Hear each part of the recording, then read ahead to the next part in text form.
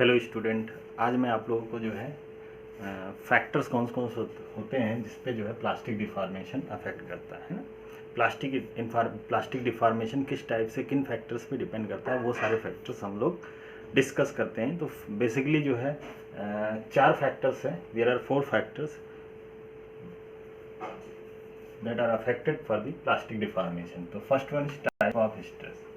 तो पहला जो है क्या है फैक्टर, टाइप ऑफ स्ट्रेस। मतलब स्ट्रेस का टाइप क्या है, उसके बेसिस पे हम कह सकते हैं कि डिफॉर्मेशन कैसा हो सकता है।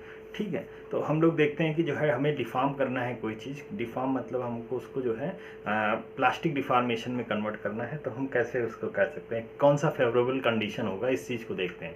तो अगर हम किसी पे लोड टेंसाइल लोड लगाते हैं तो क्या फेवरेबल केस होगा, किसी पे शेयर लोड लगाते हैं तो क्या फेवरेबल कंडीशन होगा, या किसी पे अगर कंप्रेशन लोड लगाते हैं तो कौन सा फेवरेबल कंडीशन होगा।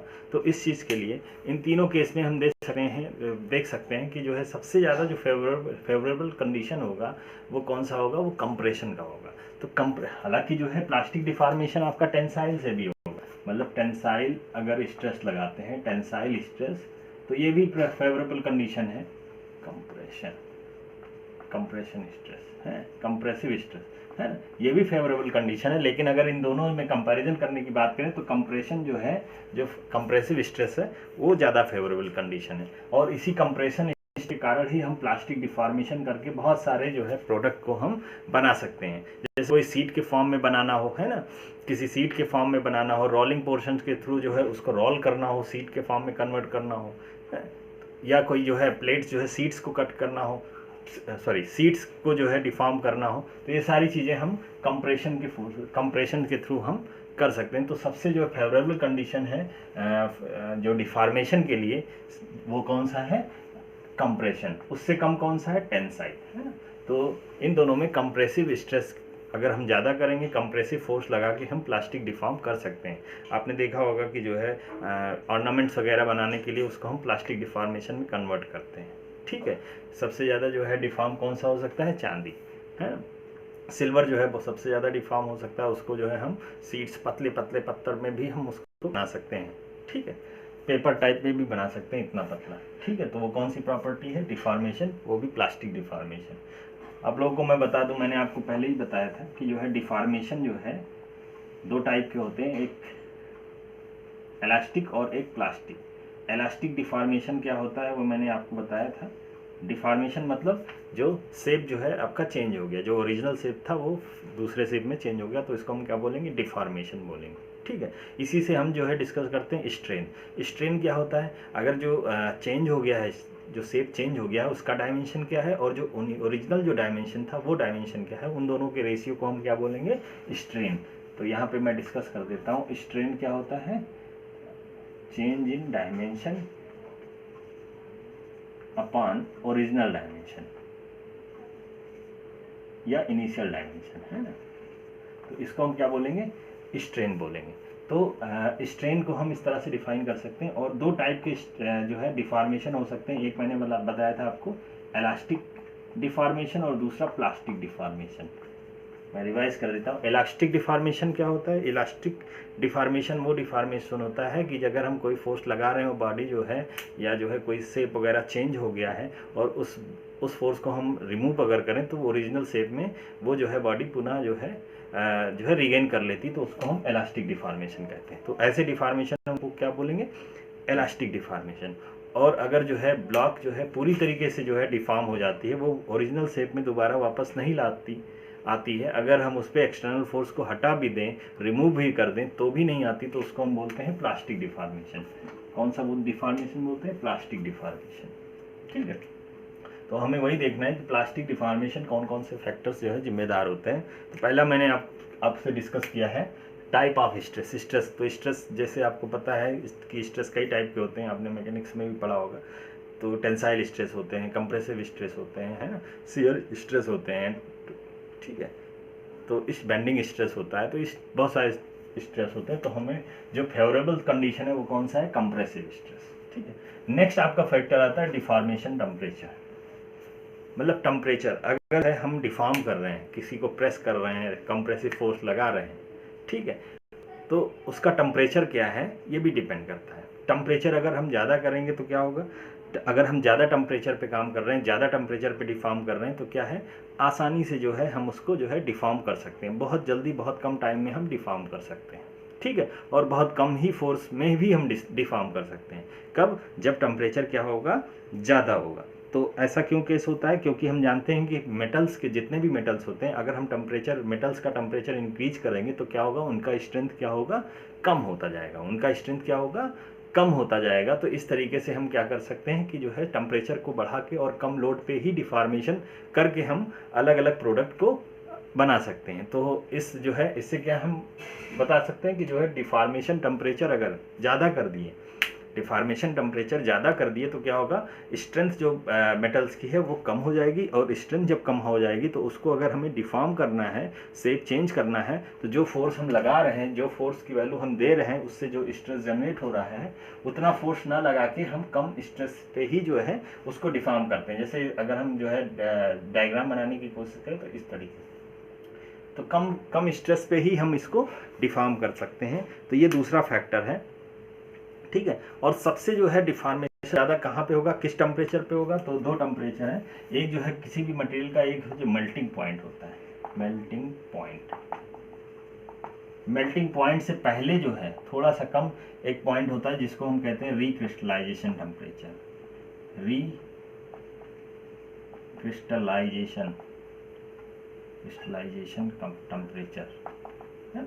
तो इन दोनों के बीच में जो टेम्परेचर होता है, उसी टेम्परेचर पे जो है क्या होगा, स्ट्रेंथ सबसे कम होता है, और उसी टेम्परेचर पे हम मैक्सिमम डिफॉर्मेशन कर सकते हैं। उसी टेम्परेचर पे क्या है, हम मैक्सिमम डिफॉर्मेशन जो है कर सकते हैं। तो जो है ये जो है बहुत इंपॉर्टेंट टेम्परेचर है, रिक्रिस्टलाइजेशन टेम्परेचर और मेल्टिंग पॉइंट, है ना। मेल्टिंग पॉइंट क्या होता है, मेल्टिंग पॉइंट में क्या होता है कि जो है ऐसा टेम्परेचर होता है जिस टेम्परेचर पे जो है मेटल्स क्या है लिक्विड फॉर्म में कन्वर्ट हो जाता है, तो उसको हम क्या बोलते हैं, उस टेम्परेचर को मेल्टिंग पॉइंट बोलते हैं। और रिक्रिस्टलाइजेशन टेम्परेचर क्या होता है, रिक्रिस्टलाइजेशन टेम्परेचर वो टेम्परेचर होता है, ये टेम्परेचर मेल्टिंग पॉइंट से कम है, और ये टेम्परेचर ऐसा टेम्परेचर होता है कि जो शेप बना होता है, जो प्रोडक्ट या जो है जो वर्क पीस होता है, उसके जो एटम्स होते हैं, उनका जो स्ट्रक्चर का शेप होता है वो जो है चेंज होने लगता है। उस टेम्परेचर की क्या होता है, स्ट्रक्चर जो है दूसरे जो है शेप में कन्वर्ट होता है। जैसे मान लीजिए ये कोई ब्लॉक है, इस टाइप का स्ट्रक्चर बना हुआ है, अब हमने टेम्परेचर दिया जो है, तो क्या होगा, उस टेम्परेचर पे क्या होगा, वो इस तरीके से स्ट्रक्चर बन जाएगा, है ना, ऐसा कुछ शेप बन जाएगा, है ना। तो ये क्या होगा, ये स्ट्रक्चर चेंज हो रहा है, ग्रेन स्ट्रक्चर क्या होता है, चेंज हो रहा है। तो इस टेम्परेचर को हम क्या बोलेंगे, रिक्रिस्टलाइजेशन, मतलब दोबारा से क्रिस्टलाइज हो रहा है, दोबारा से अपने जो है स्ट्रक्चर को चेंज कर रहा है, ग्रेन्स को स्ट्रक्चर्ड कर रहा है, तो उसको हम क्या बोलेंगे, रिक्रिस्टलाइजेशन टेम्परेचर बोलेंगे। और इन्हीं दोनों टेम्परेचर के बीच में जो है क्या होगा, मैक्सिमम डिफॉर्मेशन होगा। अब हम जो है जो मेटल फार्मिंग प्रोसेस है उसको भी दो टाइप से कन्वर्ट कर सकते हैं, रिक्रिस्टलाइजेशन टेम्परेचर के अकॉर्डिंग दो टाइप से कन्वर्ट कर सकते हैं। एक, अगर हम कोई जो है मैन्युफैक्चरिंग या जो है फार्मिंग प्रोसेस कर रहे हैं, अगर रिक्रिस्टलाइजेशन टेम्परेचर लेकिन मेल्टिंग से कम टेम्परेचर होता है, मतलब एबव दी रिक्रिस्टलाइजेशन टेम्परेचर पे कोई जो है चीज़ें हम मैन्युफैक्चर कर रहे हैं, तो उसको हम बोलेंगे हॉट वर्किंग प्रोसेस। कौन सा प्रोसेस, हॉट वर्किंग प्रोसेस बोलेंगे। और अगर कोई प्रोसेस है जिसको हम लेस देन रिक्रिस्टलाइजेशन टेम्परेचर पे कर रहे हैं, तो क्या होगा, वो कोल्ड वर्किंग प्रोसेस होगा।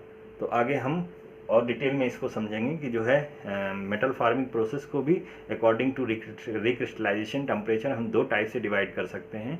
एक है आपका जो है hard working process which carried out above the recrystallisation temperature, and second one is cold working process which is the process which is carried out lesser than the recrystallization temperature. Now third point जो है, third जो आपका factor है, third जो factor है वो क्या है, स्ट्रेन रेट। तो हमारा जो है डिफॉर्मेशन जो है वो भी स्ट्रेन रेट पे डिपेंड करता है। जैसे कि हमने बताया अभी कि स्ट्रेन रेट जो है, जो स्ट्रेस है वो किस तरह से जो है, स्ट्रेस की वैल्यू जो है किस तरह से कम हो जाती है जब टेम्परेचर को बढ़ाते हैं। उसी हिसाब से जो है आपका जो है जो स्ट्रेन रेट है वो भी अगर जो है चेंज हो रहा है, तो आपका जो है स्ट्रेस की वैल्यू भी चेंज होगी, जिसकी वजह से जो है जो प्लास्टिक डिफॉर्मेशन है वो भी आपका जो है वैरी करेगा। तो स्ट्रेस का जो है, और स्ट्रेस में और जो है आपका जो स्ट्रेन रेट है, ये क्या है, स्ट्रेन रेट, इसको हम क्या बोल सकते हैं, डी सिग्मा अपान डी टी, है ना। कितने टाइम में स्ट्रेन की वैल्यू चेंज हो रही है। मैंने इस तरह से हम लोग इसको जो है डिफाइन कर सकते हैं कि change in stress, change in strain per unit time is known as the strain rate, है ना। जैसे मान लीजिए कि जो है इसको समझने के लिए कि जो है मैंने अभी जो है जो स्ट्रेन है वो कुछ और है, 2 सेकंड बाद स्ट्रेन कुछ और हो गया, मतलब फर्स्ट सेकंड में कुछ और है, सेकंड सेकंड में कुछ और हो गया, थर्ड में कुछ और हो गया, तो क्या हो गया, स्ट्रेन जो है यूनिफॉर्म नहीं है, नॉन यूनिफॉर्म, मतलब चेंज हो रहा है। तो उसका रेट क्या है, चेंज होने का रेट क्या है, अगर रेट जो है इंक्रीज कर रहा है या डिक्रीज कर रहा है, दो हो सकता है। तो इंक्रीज जब करेगा तो इस हिसाब से जब जो स्ट्रेन रेट इंक्रीज होगा तो उसमें जो है प्लास्टिक डिफॉर्मेशन जो है बहुत ज़्यादा हो, ठीक है। तो इस तरीके से हम इसको समझ सकते हैं। नेक्स्ट आपका जो है फैक्टर है एक्सटर्नल फ्रिक्शन, है। एक्सटर्नल फ्रिक्शन तो क्या होता है, जब प्लास्टिक डिफॉर्मेशन होता है तो लेयर बाय लेयर जो है मूवमेंट हो जाता है, ठीक है, मूवमेंट होने लगता है। तो जो फोर्स है, फोर्स और जो है फ्रिक्शन में क्या जो है रिलेशन है, यहाँ से हम देख सकते हैं F is mu N plus A T rho naught, जहाँ एन क्या है, ये आपका जो है फोर्स है, म्यू क्या है कोफिशिएंट ऑफ फ्रिक्शन है, एफ क्या है फ्रिक्शनल फोर्स है ना। तो इस टाइप से हम देख सकते हैं कि जो है फ्रिक्शन अगर होगा तो क्या होगा, डिफॉर्मेशन, फ्रिक्शन जितना ज़्यादा होगा डिफॉर्मेशन उतना ही इंक्रीज होगा, ज़्यादा होगा। क्यों, ऐसा क्यों होगा, क्योंकि जो है स्ट्रेस जो है वो भी इंक्रीज होगा, स्ट्रेस भी इंक्रीज होगा। जब भी जो है हम स्ट्रेस की वैल्यू ज़्यादा करेंगे तो क्या होगा, डिफॉर्मेशन हो जो है वो क्या होगा, वेरी करेगा और क्या होगा, वो इंक्रीज करने लगेगा। तो इस तरह से हम समझ सकते हैं कि जो है आपका जो है एक्सटर्नल फ्रिक्शन अगर कोई है तो उससे क्या होगा, डिफॉर्मेशन जो है क्या होगा, वो लीड करेगा, वो ज़्यादा होगा। तो ये बेसिकली 4 फैक्टर हैं जिन पे जो है प्लास्टिक डिफॉर्मेशन डिपेंड करता है। पहला मैंने आपको बताया टाइप ऑफ स्ट्रेस कौन सा है, टेंसाइल है या कंप्रेसिव है, ठीक है। तो हम जब भी जो है ऐसा कुछ सिचुएशन आएगा तो कंप्रेसिव स्ट्रेस में जो है क्या होगा, प्लास्टिक डिफॉर्मेशन सबसे अच्छा फेवरेबल कंडीशन होता है। दूसरा केस मैंने बताया आपको डिफॉर्मेशन टेम्परेचर, मतलब टेम्परेचर जैसे इंक्रीज करेंगे तो क्या है, मेटल की प्रॉपर्टी जो होती है वो चेंज होती है, कम होती है, स्ट्रेंथ जो है कम होने लगता है। तो उस केस में हम बहुत कम जो है स्ट्रेस पे ही जो है मटेरियल को डिफॉर्म कर सकते हैं, ठीक है। तो वहाँ से डिफॉर्मेशन आपका वेरी करेगा। तीसरा मैंने स्ट्रेन रेट बताया, वो किस तरह से जो है रिलेशन जो है आपका है स्ट्रेस में और स्ट्रेन रेट में, ये मैंने यहाँ पे दिखा दिया। चौथा जो मैंने आपको बताया एक्सटर्नल फ्रिक्शन, मतलब फ्रिक्शन अगर है तो उस केस में किस तरीके से जो है आगे जो है आपका डिफॉर्मेशन जो है वो चेंज हो सकता है। नाउ अब मैं आप लोगों को यील्ड क्राइटेरिया के बारे में डिस्कस करने जा रहा हूँ। यील्ड क्राइटेरिया क्या होता है, ठीक है। तो यील्ड क्राइटेरिया, इसको हम जो है प्लास्टिसिटी कंडीशन भी कहते हैं, मतलब हम डिफॉर्मेशन जो कर रहे हैं और वो डिफॉर्मेशन कैसा हो, प्लास्टिक डिफॉर्मेशन हो, जो हम डिफॉर्मेशन कर रहे हैं और वो डिफॉर्मेशन कैसा हो, प्लास्टिक डिफॉर्मेशन हो। तो ये कंडीशन क्या है, मतलब स्टेट का जो है कंडीशन किस टाइप, क्या कंडीशन है जिसके कारण ऐसा हम प्लास्टिक डिफॉर्मेशन आसानी से कर सकते हैं। अभी तक मैंने आप लोगों को लास्ट टाइम फैक्टर्स बताया, लास्ट जो है स्लाइड में मैंने आपको फैक्टर्स बताया। यहाँ पे क्या है, कंडीशन क्या है, फेवरेबल कंडीशन क्या है, अलग अलग, ठीक है। तो ये कहता क्या है, this is the hypothesis concerning the limit of the elasticity, मतलब इलास्टिसिटी की लिमिट कहाँ तक है, मतलब इसमें ये हमें पता चलता है कि इलास्टिसिटी की लिमिट कहाँ तक है। हमने जो है स्ट्रेस स्ट्रेन डायग्राम में पढ़ा है कि जो है प्लास्टिक डिफॉर्मेशन कब होगा, जब एक निश्चित जो है एक पार्टिकुलर डेफिनिट जो है जो स्ट्रेस है, उस स्ट्रेस से वैल्यू ज़्यादा हो जाएगी तो आपका जो है प्लास्टिक डिफॉर्मेशन होने लगेगा। उस स्ट्रेस को हम जो है यील्ड कहते हैं, है ना। यील्ड स्ट्रेस के जो है लेस जो है जितने स्ट्रेस होते हैं उसमें वो कंडीशन कौन सा, इलास्टिक कंडीशन होती है। तो इलास्टिक कंडीशन में क्या होता है, इलास्टिक कंडीशन में जो है बॉडी जो है अपने जो है ओरिजिनल शेप में दोबारा आ जाती है, लेकिन प्लास्टिक में क्या है, ओरिजिनल शेप में दोबारा नहीं आ पाती। वो जो है क्या है कि इलास्टिक कंडीशन की लिमिट कहाँ तक है, ठीक है। स्ट्रेस जो है, जैसे मान लीजिए किसी पे हमने फोर्स लगाया, एक इधर से फोर्स लगाया, एक इधर से फोर्स लगाया, कोई कंप्रेशन लगा रहे हैं, कहीं जो है टेंसाइल लगा रहे हैं, इस टाइप से जो है कॉम्प्लेक्स जो है हम फोर्स लगा रहे हैं, तो उसके कारण जो स्ट्रेस जो है जनरेट होता है, जो स्ट्रेस इंड्यूस्ड होता है वो complex state of stress induced हो जाता है, ठीक है। तो उसके कारण क्या है, वो यील्ड कब होगा, मतलब उसमें प्लास्टिक डिफॉर्मेशन ऐसे कौन से स्ट्रेस के जो है कॉम्बिनेशन पे जो है आपका डिफॉर्मेशन प्लास्टिक में कन्वर्ट होगा, प्लास्टिक में आ जाएगा, वो ऐसा स्टेट ऑफ स्ट्रेस है क्या, मतलब ऐसे स्ट्रेस का कॉम्बिनेशन क्या है ना। तो हम लोगों ने प्रिंसिपल स्ट्रेस वगैरह देखा है, तो वहाँ से हम लोग जो है समझ सकते हैं कि ये क्या बताता है एक्चुअली, यील्ड क्राइटेरिया क्या बताता है कि स्ट्रेस का कॉम्बिनेशन किस तरह है, जिस तरह से जो है ये आपका प्लास्टिक डिफॉर्मेशन में जो है कन्वर्ट हो रहा है। तो इसको जो है डिफाइन करने के लिए, इसको बताने के लिए जो है यील्ड क्राइटेरिया को जो डिफाइन करने के लिए, इसके लिए जो है कुछ एजम्पशंस हैं, जिसको जो है 3 एजम्पशंस है, इसको हम देख लेते हैं कि जो है एजम्पशंस क्या है। एजम्पशंस क्या होते हैं कि एजम्पशन कुछ चीज़ें मैं जो है हम लोग फिक्स कर देते हैं ना, कोई चीज़ जब आपको जो है वेरीफाई करनी हो या कोई चीज़ डिराइव करना हो तो उसके पहले हम लोग क्या करते हैं, कुछ चीज़ें फिक्स कर देते हैं जिसके कारण हम आसानी से उसको डिराइव कर सकते हैं। तो ये एजम्पशन से पहला मैंने जो है एजम्पशंस लिखा है, metals are homogeneous continuous and isotropic condition. मतलब मेटल्स जो है, हमें पता है कि मेटल्स जो है, जो मेटल्स होते हैं वो बहुत सारे जो है स्मॉल स्मॉल ग्रेन्स पार्टिकल से मिलकर बने होते हैं ना। तो पार्टिकल्स क्या होते हैं कि पार्टिकल एक ही टाइप के हों, है ना, एक ही टाइप के हों, और हर एक उनके जो बीच में डिस्टेंस जो है क्या है, वो भी जो है यूनिफॉर्म हो, है ना। तो हर एक पोजीशन पे जो है पार्टिकल सेम टाइप के हों तो उसको हम होमोजीनियस कहते हैं, ठीक है। कॉन्टिन्यूस मतलब वो कॉन्टिन्यूस में ऐसा ना हो कि बीच में जो है गैप हो, उसके बाद है पार्टिकल्स है, उसके बाद और लंबा गैप हो, तो बीच में कैविटी वगैरह नहीं होनी चाहिए, है ना। अगर है तो वो जो है कॉन्टिन्यूस मैनर में हो, है ना, उतना ही कैविटी दो, जैसे आपका जो है ये एक एटम है, ये 2 एटम है, ये 3 है, ये 4 है, तो बीच में कैविटी जो है वो यूनिफॉर्म हो, तो इसको हम क्या बोलेंगे, कॉन्टिन्यूस। ऐसा हो नहीं कि यहाँ पे जो है ये कैविटी ज़्यादा हो गया फिर यहाँ पे एटम आ गया, तो इसको हम क्या बोलेंगे, डिसकॉन्टिन्यूस।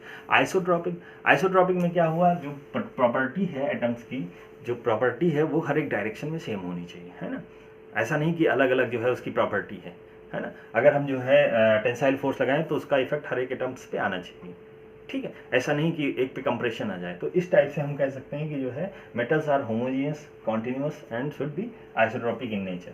सेकंड जो है आपका एजम्पशन है वो क्या है, yield stress is same in tension and compression. हम ये मान के अभी तक जो है चल रहे थे कि जो है टेंसाइल जो है, अभी लास्ट टाइम हमने देखा कि टेंसाइल के केस में जो है वो फेवरेबल कंडीशन नहीं होता है प्लास्टिक डिफॉर्मेशन के लिए, लेकिन हम यहाँ जो चीज़ जो है डिराइव करेंगे मान के चलेंगे कि जो है टेंशन और कंप्रेशन के केस में यील्ड स्ट्रेस जो है वो क्या है, सेम। टेंशन और कंप्रेशन के केस में क्या है, यील्ड स्ट्रेस क्या है, सेम होनी चाहिए, तभी हम डिराइव कर पाएंगे, नहीं तो बहुत ज़्यादा कॉम्प्लेक्स बन जाएगा। नेक्स्ट जो है आपका जो है एजम्पशन है, hydrostatic pressure does not influence on the yielding. अब क्या है जो है मेटल को जब हम हार्ड वर्किंग प्रोसेस में करते हैं क्या, तो मेटल जो है मेल्टिंग पॉइंट से कम टेम्परेचर पे रहता है, तो उसमें जो है आपका लिक्विड के जो है फेज में आने के जो है चांस रहते हैं। तो वहाँ पे क्या है, हम इस चीज़ को मानते हैं कि उसके कारण जो आपका प्रेशर जो है वो जो है यील्डिंग को जो है इन्फ्लुएंस नहीं करेगा, उसके कारण यील्डिंग और ज़्यादा नहीं हो, मतलब एक कांस्टेंट वैल्यू तक हो, तो उसको हम क्या बोलेंगे, hydrostatic pressure does not influence on the yielding. अब हम जो है देखते हैं कि यील्ड क्राइटेरिया, 2 क्राइटेरिया यहाँ पे हम लोग देखते हैं। तो जो 2 क्राइटेरिया हैं वो कौन कौन से वो देख लेते हैं। पहला है ट्रेस्काज़ यील्ड क्राइटेरिया और दूसरा है वॉन मिसेस यील्ड क्राइटेरिया। तो इसको हम देख लेते हैं। हाँ, तो अभी जो है मैंने आप लोगों को बताया जो है यील्ड क्राइटेरिया। तो पहला जो है यील्ड क्राइटेरिया मैं डिस्कस करने जा रहा हूँ, कौन सा, ट्रेस्काज़ यील्ड क्राइटेरिया। ट्रेस्काज़ यील्ड क्राइटेरिया क्या होता है, इसमें हम क्या बोलते हैं, है ना। तो हम लोगों ने स्ट्रेस स्ट्रेन डायग्राम अभी जो है बताया है जो है किस तरह से जो है प्लास्टिक डिफॉर्मेशन स्टार्ट होता है, इनिशिएट होता है ना। वो कहाँ पे होता है, जहाँ यील्ड पॉइंट होता है वहाँ से जो है प्लास्टिक डिफॉर्मेशन इनिशिएट होता है। तो यहाँ से ट्रेस्का है उन्होंने जो है किस तरह से डिफाइन किया है कि प्लास्टिक फ्लो इनिशिएट्स, मतलब प्लास्टिक फ्लो क्या होता है, स्टार्ट होता है when the maximum shear stress reaches a critical value. तो इस केस में क्या है कि जो है ट्रेस्काज़ ने क्या कहा कि जो है मैक्सिमम जो शियर स्ट्रेस है, जब कोई जो है लगाते हैं, कोई फोर्स लगाते हैं, कॉम्प्लेक्स स्टेट ऑफ स्ट्रेस जो है लगाते हैं किसी बॉडी पे, तो क्या होगा, जो मैक्सिमम शियर स्ट्रेस जो है इंड्यूस्ड होगा वो एक पर्टिकुलर क्रिटिकल वैल्यू तक पहुंच जाएगा, ठीक है। उसके बाद जो है क्या होगा, प्लास्टिक डिफॉर्मेशन वहीं से इनिशिएट हो जाएगी, स्टार्ट हो जाएगी। इसको इस तरह से समझ सकते हैं। तो यहाँ पे मैं दिखा सकता हूँ आपको कि जो है सिग्मा 1, सिग्मा 2, सिग्मा 3 ये 3 जो है स्ट्रेस जो है मैंने लिया है, 3 स्ट्रेस मैंने लिया, 3 स्ट्रेस सिस्टम है। तो मैक्सिमम शियर स्ट्रेस क्या होगा, टाउ मैक्स से हम रिप्रेजेंट करते हैं। किससे हम रिप्रेजेंट करते हैं, टाउ मैक्स को हम क्या बोलते हैं, मैक्सिमम शियर स्ट्रेस। तो हम ये एज्यूम करते हैं कि जो है सिग्मा 1 जो है वो क्या है, सिग्मा 2 और सिग्मा 3 से बड़ा है, ज़्यादा है, ठीक है। तो हम टाउ मैक्स को क्या लिख सकते हैं, tau max is equal to क्या है, sigma 1 minus sigma 3 by 2। Maximum मतलब क्या है, ये आपका जो है जो मैक्सिमम शियर स्ट्रेस होगा, मैक्सिमम जो शियर स्ट्रेस होगा वो हम लिख सकते हैं कि टाउ मैक्स क्या होगा, सिग्मा 1 माइनस सिग्मा 3 अपॉन 2। मतलब टाउ मैक्स जो है वो इंटरमीडिएट जो स्ट्रेस है उस पर डिपेंड नहीं करता है। जो टाउ मैक्स है, जो मैक्सिमम शियर स्ट्रेस है, वो इंटरमीडिएट स्ट्रेस पे सिग्मा 2 पे डिपेंड नहीं करता है, वो जो है आपका सिग्मा 1 और सिग्मा 3 पे डिपेंड कर रहा है। और इसको हम क्या लिख सकते हैं, सिग्मा 1 माइनस सिग्मा 3 बाई 2 लिख सकते हैं। तो ये एक्सप्रेशन क्या है, ट्रेस्काज यील्ड क्राइटेरिया का एक्सप्रेशन है। तो ये आपका जो है ये पार्टिकुलर एक जनरल केस है, इसको हम यूनिडायरेक्शनल केस को कंसीडर करते हुए अगर हम डिफाइन करें और इसको टाउ मैक्स को लिख सकते हैं एक पार्टिकुलर कांस्टेंट की वैल्यू के लिख सकते हैं। ठीक है, तो यहाँ पे जो है यूनिएक्सियल जो है हम क्राइटेरिया को कंसीडर करें और वो भी टेंशन को कंसीडर करें, तो टेंशन में क्या होगा, फोर्स जो है हम टेंसाइल फोर्स लगाएंगे, तो उससे स्ट्रेस क्या होगा, टेंसाइल। तो सिग्मा 1 को हम टेंसाइल स्ट्रेस मानते हैं और वो जो क्रिटिकल वैल्यू है वो क्या है, यील्ड स्ट्रेस। तो ये क्या है, ये क्रिटिकल वैल्यू जो लिखा है वही हम कर रहे हैं, क्रिटिकल वैल्यू। तो क्रिटिकल वैल्यू सिग्मा वाई है और जो है आपका सिग्मा 1 क्या है, सिग्मा वाई के बराबर मैंने ले लिया और सिग्मा 2 और सिग्मा 3 को 0 ले लिया। क्यों 0 ले लिया, क्योंकि हमने यूनी एक्सियल कंडीशन की मैं बात कर रहा हूँ। तो जब ये ले लूंगा और इसमें जो है मैं पुट करूंगा इस एक्सप्रेशन में यील्ड क्राइटेरिया में, तो क्या हो जाएगा, टाउ मैक्स को हम क्या लिख सकते हैं, सिग्मा 1 की value sigma y minus 0 by 2। तो ये क्या हो जाएगा, इसकी वैल्यू क्या हो जाएगी, सिग्मा वाई बाई 2। तो टाउ मैक्स क्या हो जाएगा, सिग्मा वाई बाई 2।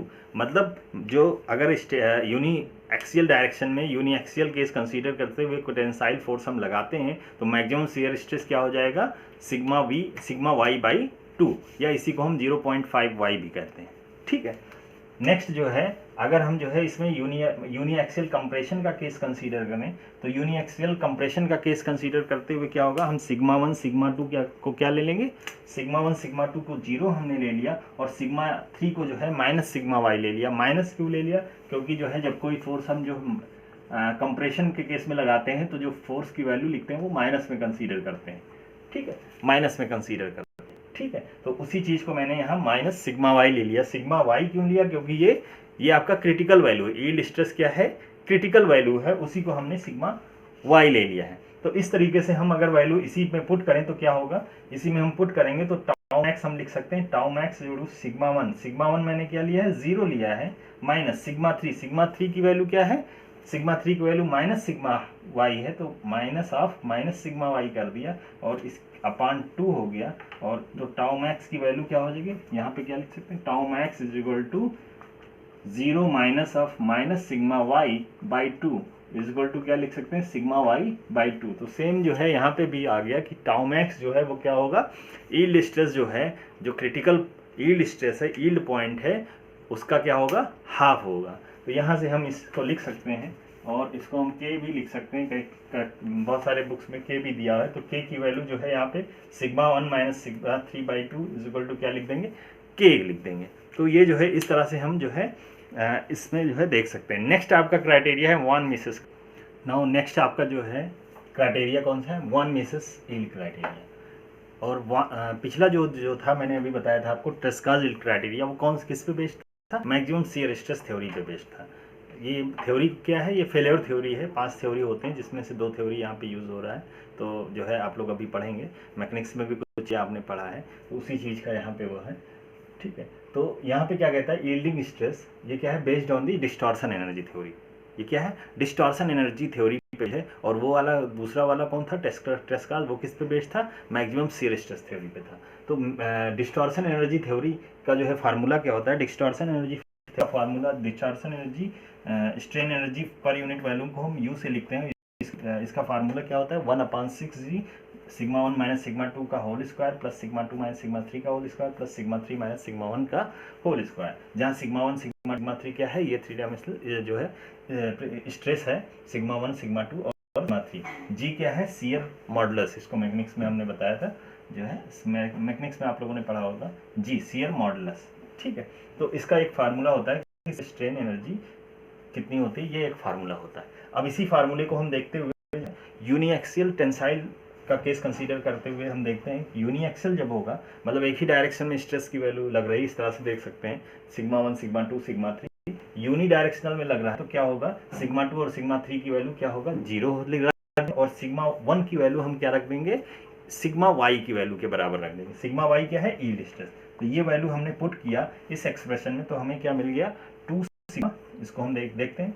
सिग्मा 1 क्या है, सिग्मा वाई है, तो ये 0 हो गया, सिग्मा वाई स्क्वायर, ये 0 हो गया पूरा, ये भी सिग्मा वाई स्क्वायर, तो क्या हो जाएगा 2 sigma y square is equal to constant. तो ये जो है हमें फर्स्ट आ गया एक्सप्रेशन। दूसरा जो है प्योर टॉर्शन के हम इसको कंसीडर करते हैं, इसी एक्सप्रेशन को प्योर टॉर्शन में अप्लाई करते हैं, तो क्या होगा प्योर टॉर्शन में क्या होगा, सिग्मा 1 की वैल्यू जो है, सिग्मा 1 की वैल्यू हमने जो है के मान लिया, सिग्मा 3 की वैल्यू क्या हो जाएगा माइनस के होगा, टॉर्शन तभी हो पाएगा, और सिग्मा 2 की वैल्यू क्या रख लिया मैंने 0 रख लिया। तो इस केस में जो है यहाँ से हम देख सकते हैं कि आपका वैल्यू अगर हम पुट करें तो यहाँ से क्या हो जाएगा के माइनस 0 का whole square, 0 minus half minus k का होल स्क्वायर, फिर ये क्या होगा माइनस के का whole square is equal to constant. तो ये जो है हमें एक एक्सप्रेशन आ गया 3k square is equal to constant, इसको हमने सेकेंड एक्सप्रेशन मान लिया।